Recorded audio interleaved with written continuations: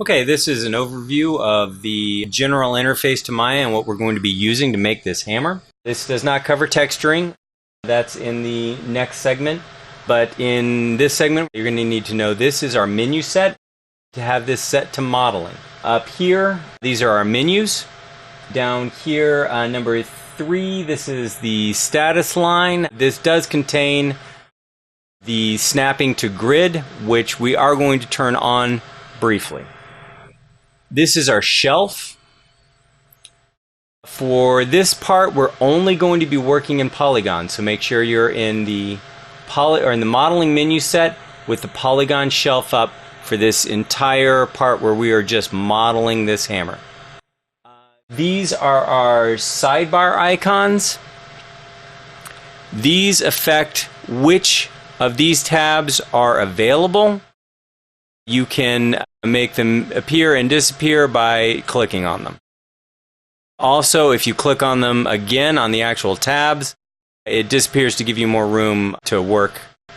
The view panel in the front, if you hit the space bar, you go into the 4-panel view. If you're hovering over the perspective view and hit the space bar, you'll go into this perspective view.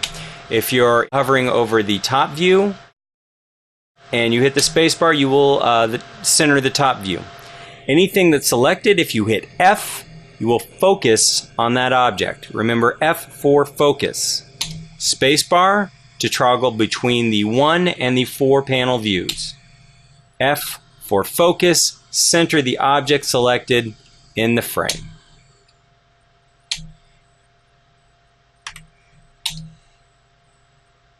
So now we have the hammer focused in all 4 of the panels, and we know how to navigate between them. A shading over here, you want to have it in wireframe for all views except for the perspective view. You can change that at your discretion later on. But for now, really all you need to make sure that you have on is wireframe. This is for your processor so that things run faster. Is in wireframe for all views except for the perspective view. And for the perspective view, you want to be smooth shade all. Okay? Smooth shade all, you hit 5, you hit 4, there are hotkeys to go into wireframe, okay?